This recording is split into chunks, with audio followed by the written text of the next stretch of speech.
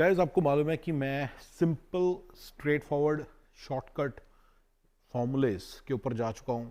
I keep telling you about the simple formulas to make money. ठीक है ना। मैंने हमेशा से आपको इंडेक्स फंड लेने के लिए बोला है, राइट। और आज मैं इंडेक्स फंड को रियल एस्टेट के साथ कंपैरिजन करूंगा। ये मैंने बड़े दिन पहले बोला था। मैं जब कर रहा हूं तो मैंने देखा कि मैं गोल्ड के साथ भी कंपैरिजन कर देता हूं और साथ साथ S&P 500 के साथ भी कंपैरिजन करने लगा मैं थोड़ा थोड़ा। ठीक है, कर दूंगा। ठीक है। सो बेसिकली रियल एस्टेट का के नंबर्स मेरे पास कहां से आए? मैंने कुछ प्लॉट्स खरीदे थे, कुछ प्लॉट्स मेरे पास आए थे, कुछ मेरे दोस्तों के प्लॉट्स हैं। मुझे इनके नंबर्स ना एग्जैक्टली पता है कि कितने बजे कितने कौन से दिन को कितने में खरीदे गए थे। और हम क्या करेंगे, उसी डेटा को यूज करेंगे एंड उस डेटा को यूज करके अंदाजा लगाने की कोशिश करेंगे कि क्या सिचुएशन है। ठीक है ना, राइट। जैसे कि सेक्टर 21 में मेरा एक दोस्त रहता है पंचकुला में। उसने ना एक प्लॉट खरीदा था जो मुझे बहुत अच्छी तरह से पता है। उसका नाम अमित था। तो अमित जी ने जो प्लॉट खरीदा था वो खरीदा था कि उसने 14,40,000 का 14,40,000 को उसने प्लॉट खरीदा था। ठीक है। तो अगर वो प्लॉट खरीदता, जब उसने प्लॉट अगर वो खरीदा तो था उसने, अगर वो उस पैसे को S&P 500 या निफ्टी 50 में डालता तो क्या होता? ये सारा एनालिसिस मैं आपके सामने रखूंगा। इसने कोई अराउंड 2000 में खरीदा था, ईयर 2000 में, जनवरी 2000 में। ठीक है। तो मैं आपके सामने एनालिसिस करूंगा कि निफ्टी 50 में डाला होता तो क्या होता, गोल्ड में डाला होता तो क्या होता, S&P 500 में डाला होता डॉलरों में कन्वर्ट करके तो क्या होता। ठीक है ना। ये इसी तरह से मेरे पास एक दूसरा डेटा है। एक मेरा दोस्त है राजेश, जिसने हुडा फरीदाबाद के अंदर एक प्लॉट खरीदा था अराउंड 45 लाख का इन अक्टूबर 2010, जो कि उसने रिसेंटली बेचा है अबाउट जून में लगा लो, अबाउट 2 करोड़ का, अबाउट 2 करोड़ का। तो ये डेटा भी हम यूज करेंगे। हम ऐसा करते हैं, इन दोनों डेटा की एनालिसिस करते हैं। ठीक है ना। देखिए गाइज, मैं आपके लिए यहां पे सिर्फ एक ऑनेस्ट एनालिसिस करने के लिए बैठा हूं और मेरा गोल कुछ और नहीं है। मैं बिल्कुल आपके सामने रख सकता हूं, बड़ा ट्रूथफुल डेटा रखूंगा और आप लोगों को बहुत कुछ पता चलेगा, राइट। बहुत कुछ पता चलेगा। और मैं यही मेरे में और सब में फर्क है कि जो सारे लोग आपको बता रहे हैं उनका अपना कोई हिडन वो है, एजेंडा है। कोई आपको म्यूचुअल फंड बेचने निकल पड़ा है, कोई आपको कुछ बेचने निकल पड़ा है, किसी को अपना कोर्स ही बेचना है तो वो प्रूव करने वाले हैं अपनी साइंस को। लेट्स से वो बिलीव करते हैं म्यूचुअल फंड, तो म्यूचुअल फंड को प्रूव करने निकल पड़ते हैं कि हाँ, या वो रियल एस्टेट को तो वो कोर्स बनाते हैं। मेरा कोई कोर्स नहीं है ना, मेरे को आपको कोई कोर्स बेचना है। मैं आपके सामने बहुत ऑनेस्ट डेटा रखूंगा ताकि आपको पता चले कि कैसे काम करती हैं चीजें इंडिया में। ठीक है ना। चलिए ये करके एनालिसिस करते हैं। ठीक है। चार्जिंग में लगा के रखना पड़ेगा मुझे, ये मेरी छोटी वाली बेटी का टोकन है, तो ये लगना ही पड़ता है। ठीक है। तो if I had invested 14.4 lakhs in Nifty 50 in January 2000, then what would be its worth today? If I had invested the same amount in gold, then what would be the worth of that? And if I had converted that money to dollars according to those days, according to that time, that day, and then invested in S&P 500, then how much money I would be having today? ChatGPT लगा हुआ है, interesting data आने वाला है। ये बिल्कुल authoritative data है कि 14,40,000 का एक प्लॉट था।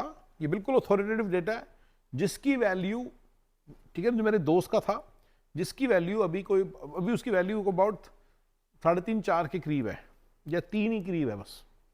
उसकी करंट वैल्यू मुझे नहीं मालूम, प्लीज डोंट कोट मी, मुझे थोड़ा पता नहीं है। अगर मैं निफ्टी 50 में लगाता तो उसकी करंट वैल्यू है 2.90 करोड़ का वो था। यानी कि अगर मैं इंडेक्स फंड में लगा के भूल जाता 2.90 करोड़ का होता। ठीक है। अगर मैंने गोल्ड में लगाया होता तो उसकी 3.23 करोड़ होती है अकॉर्डिंग टू ChatGPT, क्योंकि उस दिन उसका जनवरी 2000 का प्राइस है 4400 रुपए पर 10 ग्राम, आज है 98,635 पर 10 ग्राम, तो उसकी वैल्यू होती 3.23 करोड़। अगर मैंने S&P 500 में लगाया होता, मैंने पहले वाला ग्रोथ रेट बता दिया, जो निफ्टी 50 उसका वैल्यू थी 1263.55 इन जनवरी 2000। आप ये वेरीफाई कर सकते हो 25,453 जून 2025 करंट लेवल है, एंड 2.90 करोड़ हुए होते वो 20.515x है, 20 टाइम्स हुआ होता। ठीक है, जो गोल्ड है 22.42 टाइम्स हुआ होता। राइट, आइए अब हम S&P 500 का एनालिसिस करते हैं, you will be surprised. Right, अगर मैंने 14.4 लाख को यूएसडी में कन्वर्ट किया तो उस वक्त 44 का रेट था, तो $32,500 हुए होते। ठीक है, और आज की डेट में वो $145,330 होते। ठीक है, जिसको वैल्यू लगाओ, how much is $145,300 in rupees today, जिसकी वैल्यू अराउंड 1.25 करोड़ होती। ठीक है ना, तो निफ्टी तो S&P 500 में सबसे कम रिटर्न मिल रहे हैं। ठीक है, ये इसलिए भी है गाइस, प्लीज रिमेंबर अप्रैल 2000 में एक बहुत तगड़ा वो आया था, बस्ट आया था, .com क्रैश बोलते हैं, तो हमने जनवरी 2000 से पकड़ा, that was pretty much the peak. मैंने देखा है सारा, तो ये थोड़ा सा इसलिए भी डेटा है, मैं स्क्यूड डेटा की बात नहीं कर रहा, मैं तो आपको पहले रियल एस्टेट का प्राइस जो मुझे पक्का याद है, अगर मैंने ऐसे किया होता तो क्या होता वो आपको बताने वाला हूं। ठीक है ना, आपने देख लिया कि gold is the clear winner in this case. अगर आप गोल्ड में डाल देते तो बढ़िया रहता इंडिया के अंदर। ठीक है ना, और कहीं पे भी, और S&P 500 में डालते तो आपका ये हाल होता। ठीक है, या आप इसमें डाल दे, लेकिन मैं इंटरेस्टिंग डेटा भी और रखता हूं। अब मैं रखता हूं वो वाला डेटा जिसके अंदर मेरे दोस्त ने 45 लाख का लिया था अक्टूबर 2010 में। If a friend of mine bought for 45 lakhs in October 2010, let's say he bought Nifty 50 for this much price, then how much it would be today? Same for gold. And what would be the price if I had converted that into dollars on that day and put that in S&P 500, and then what would be in today in dollar terms and then in rupee terms? ठीक है, अगर मैंने 45 लाख का लिया, उसका मुझे price पता है, जो राजेश जी का प्लॉट है इसका मुझे प्राइस पता है, क्योंकि ये बेचा है उन्होंने भी बेचा है। अच्छा, मैं रियल एस्टेट का एक एनालिसिस करना भूलिए, मैं भी एक और करूंगा आपके सामने। निफ्टी 50 की जो इन्वेस्टमेंट है उसके अंदर 4.15 टाइम्स का इजाफा हुआ है, तो 1.87 करोड़ हुआ होता, यानी कि 2 करोड़ के आसपास हुआ होता निफ्टी 50 में अगर डाले होते पैसे। ठीक है ना, गोल्ड की जो इन्वेस्टमेंट है अगर वो उसमें की होती तो 2.40 करोड़ होता, 5.33 टाइम्स हुआ है। अकॉर्डिंग टू हिम जो गोल्ड है 18,500 का था, जो कि अभी मतलब कि इतने का हो गया। S&P 500 में डाले होते तो ये $100,000 थे उस वक्त, 45 रुपए का हिसाब था, और 100,000 के वो बन गए हैं 534,000, 5 गुना हो गया S&P। ठीक है, तो वो 534,000 बन जाते, और 4.58 करोड़ उसकी करंट वैल्यू है एट द रेट ऑफ 85.77, जो जून 2025 का रेट है। तो आपके सबसे ज्यादा रिटर्न आपको S&P 500 में मिले होते अगर आपने जनवरी 2020 में, अक्टूबर 2020 में पैसे अक्टूबर 2010 में पैसे डाले होते। ठीक है ना, तो गाइस S&P 500 सबसे ज्यादा बेटर रिटर्न दे रहा है, गोल्ड आपको सेकंड नंबर पे रिटर्न दे रहा है, और निफ्टी 50 आपको तीसरे नंबर पे रिटर्न दे रहा है। मैंने आपको 25 साल के होराइजन में दिखा दिया, और जो रियल एस्टेट है वो बीच में ही कहीं पे है। मैं आपको रियल एस्टेट एक और एनालिसिस कर देता हूं, थोड़ा सा मैंने गलत कर दिया, मैं थोड़ा और आपका एनालिसिस कर देता हूं। जो 14,40 लाख का प्लॉट खरीदा गया था उसके ऊपर 8% रजिस्ट्री कॉस्ट लगी थी। अग्रीड, आपको पता है तो लगती है, 8 को मल्टीप्लाई करो जितना भी बना। ठीक है, व्हाट इज 14,40,000 मल्टीप्लाइड बाई 8, 1.8 कर देते, मैंने 1.8 कर दिया, 1.08,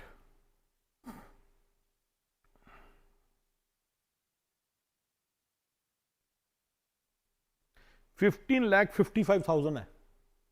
दूसरी चीज, जब आपने प्लॉट खरीदा है तो आपको उसके ऊपर 30% कंस्ट्रक्शन शुरू करनी पड़ी होती। यहूदा फरीदा राजेश जी को भी करनी पड़ी होती और अमित जी को भी करनी पड़ी होती। अग्रीड, ये मानते हो? 30% कंस्ट्रक्शन करनी है, उसकी कितनी वैल्यू लगाओगे, कितनी की लगाओगे? 3-4 लाख की लगा ले, 5 लाख की लगा ले। अब देखो नंबर्स कैसे चेंज होते हैं, ये तो असली कैलकुलेशन है। और उसके बाद जो रियल एस्टेट में हेडेक हुआ होता, इवन इन इंडिया, अगर आप इंडिया में ही रहते हैं थोड़ा सा तो हेडेक है ना, जाके देखना, कंस्ट्रक्शन करवाना, उसको चेक करना, उसको देखना, राइट।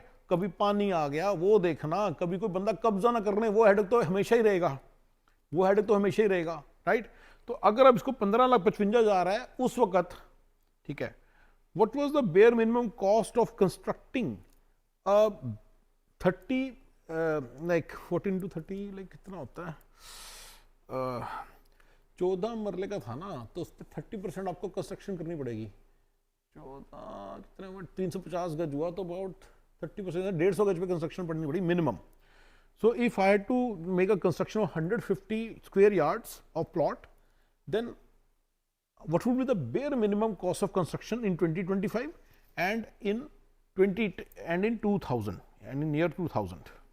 22-23 लाख का आज की डेट में है अकॉर्डिंग टू हिम। अगर आपको इतना बेयर मिनिमम कंस्ट्रक्शन करनी है और 5 लाख का इसने दिया है ईयर 2000 में, मेरे को ये अग्री करता हूँ कि मुझे याद है मुझे ना घर बनवाया था, 40-50 लाख खर्च दिए थे पर अच्छा कोठी बनवाई थी, तो वो उन्होंने 70% कर किया था, उसको आधा कर दो, उसका और 1/4 कर दो, 5 लाख तो फिर भी रहेगा। बेयर मिनिमम पे 5 लाख तो लगेगा, तो आई बाइट। तो 20 लाख का प्लॉट था वो एक्चुअली, वो कि 20-21 लाख का प्लॉट था। अगर आप 20 लाख के हिसाब से एनालिसिस करोगे तो मैं आपको एक एक करके सारी बात बता देता हूं, ठीक है ना। If someone had invested 20 lakhs in Nifty 50 in year 2000, in January 2000, what would it would be today? If he had invested it in gold, then how much it would be today? And if he had invested it in, converted into USD and then invested it in S&P 500 and then today it would have converted it back from USD to rupee, then what would it would be today? मजेदार data आने वाला आपके सामने, असली data. अगर आपने 20 लाख रुपए डाले होते ना निफ्टी 50 में, तो 4 करोड़ रुपए होते आज की डेट में, 4 करोड़। अच्छा, निफ्टी 50 में इसने पता नहीं डिविडेंड्स डाले हैं कि नहीं डाले हैं, सिर्फ ग्रोथ फैक्टर कंसीडर किया है, नहीं डाले मोस्ट प्रोबेबली। अभी इसने डिविडेंड्स नहीं डाले भाई। मैं इतनी रिसर्च ही करना चाहता, मैंने आपको पर बड़े बड़े तौर पे आइडिया दे दिया कि रियल एस्टेट से बेटर रिटर्न्स हैं और मच लेस हेडेक वाले रिटर्न्स हैं। पैसे डाल के निफ्टी 50 में भूल जाओ, 25 वाला उठाओगे, देखो कितना रिटर्न है, और रियल एस्टेट से ज्यादा रिटर्न है, ठीक है। गोल्ड इन्वेस्टमेंट 4.48 करोड़, लेकिन एक खास बात है रियल एस्टेट के बारे में, अभी वापस आ रहा हूं। गोल्ड इन्वेस्टमेंट 4.48 करोड़ हुए होते आपके, और S&P वाले आपके हुए होते 1.72 करोड़।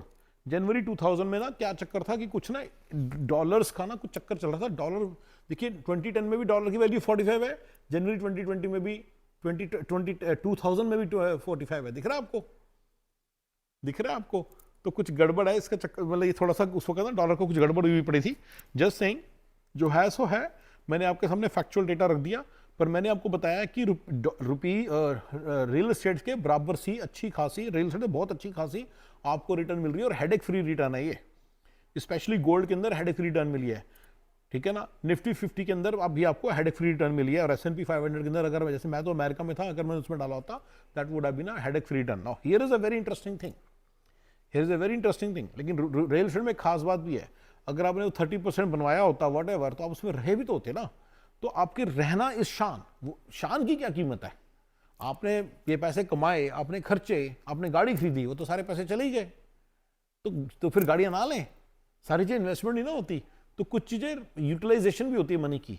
तो मनी की यूटिलाइजेशन के हिसाब से जो आपने घर के अंदर रहे उसकी कोई कीमत नहीं है। तो इसलिए मैं कहता हूं अपना घर खरीदो जरूर, इंडिया के अंदर very first day first show खरीदो। मैंने तो 80% भी बोला है कि चाहे पैसे खर्च दो, ठीक है ना, राइट, ठीक है ना। और इन शॉर्ट टर्म तो देखो, प्लीज अंडरस्टैंड वन थिंग, जब शॉर्ट टर्म में घर लेते हो तो उसके अंदर बड़ी इंटरेस्टिंग पॉइंट होता है, आपको सारे पैसे नहीं देने पड़ते, आपको 20-30% देने पड़ते हैं, बाकी तो आपको लोन मिल सकता है।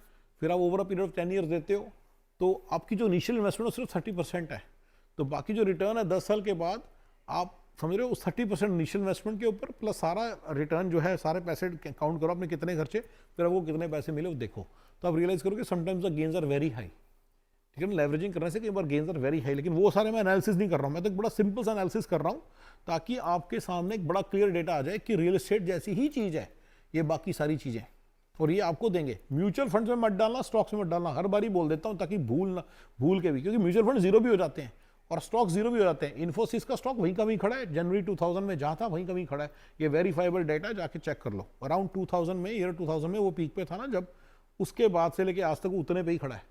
जस्ट सिंह, आपको इस बात का पता होना चाहिए, ठीक है। तो इसलिए कभी भी गलती ना करना स्टॉक्स में डालने की। मैंने बताया एनिमल किंगडम और प्लांट किंगडम, ठीक है ना, इधर एनिमल किंगडम है, इस लाइन के इधर एनिमल किंगडम है, इस लाइन के इधर प्लांट किंगडम है।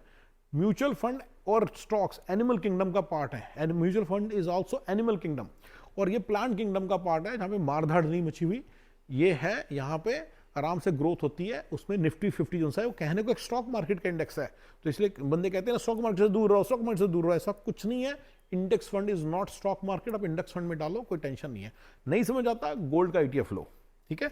लेकिन प्लीज रिमेंबर गोल्ड के ETF में कहीं ना कहीं थोड़ा अच्छा, निफ्टी 50 के अंदर छोटा सा मुझे ध्यान है, इसमें एक एरर है, इसने उसमें ना डिविडेंड्स नहीं डाले हुए, डिविडेंड्स डालता वो भी कंपाउंड होते, अग्रीड, तो वो सारा नहीं इसने किया हुआ, तो इसलिए मैं भी नहीं कर रहा ज्यादा इतना एनालिसिस, बट मैंने आपके सामने रख दिया कि निफ्टी 50 एस गोल्ड S&P 500 बड़े तगड़े इंस्ट्रूमेंट्स हैं, इनके अंदर डालो, ठीक है ना।